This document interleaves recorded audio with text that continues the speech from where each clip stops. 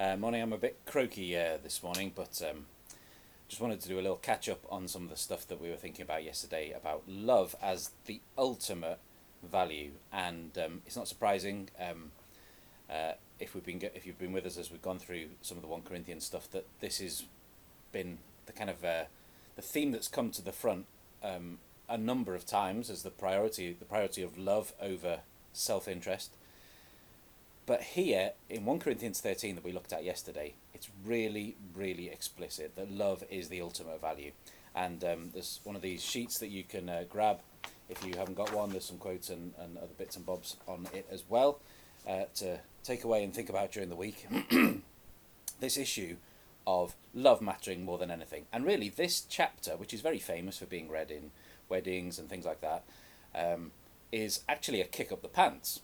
I mean, it's a beautiful poem and it's great to read it at weddings, but it is a kick up the backside to this church who was just so convinced that there were other things that were the measure of who was the most important or the most significant in church. And in particular, they were thinking particular gifts. And so Paul says in this passage, basically, that love is what everything is really all about. Love is about real life relationships. And that love is a vision of the future. They're the three big things that come out in this. So that love is what everything's really all about. It's not about gifts or power or prominence, anything like that. Love is the ultimate value. And ignoring it undermines anything and everything else you might do. Which is an amazing thing to think about, that he actually says that. That you could be the most amazingly gifted person in whatever realm you happen to think is the most significant. But if you take love out of the mix, he's basically saying, so what?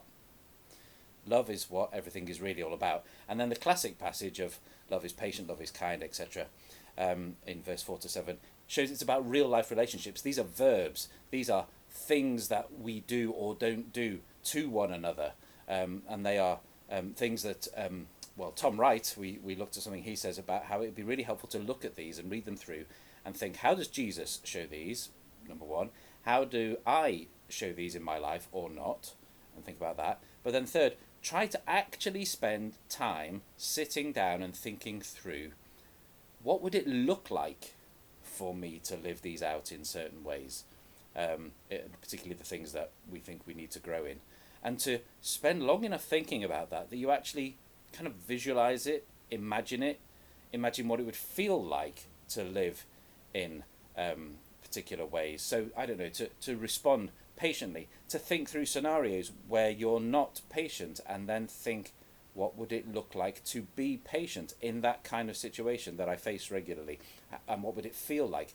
Because that will help equip us the next time we face that kind of situation to be different and to sit quietly and prayerfully asking God to speak to us through these verses about what it would look like to live differently in those ways. So it's about real life relationships. And then the third thing was just to realise how love's a vision of the future. He uses images of children growing up. He uses images of looking in a mirror, kind of looking at an image but it not being the real thing until maybe eventually you then do see the real thing, to describe how there's going to be a progress in time where we are in the new creation and love is the reality that will continue forever. So that to live as a loving person now is actually part of growing in the direction of the new creation. It is the thing that will stay forever. And so we're not making gifts the sign of spirituality. It's love. Love is the most important thing. We don't put gifts before people. They're just provisional. They're just to prepare us, to help us. Love uses gifts and works through gifts to encourage and build people up. It's what the Jesus Storybook Bible often refers to as the never stopping, never giving up, always and forever love.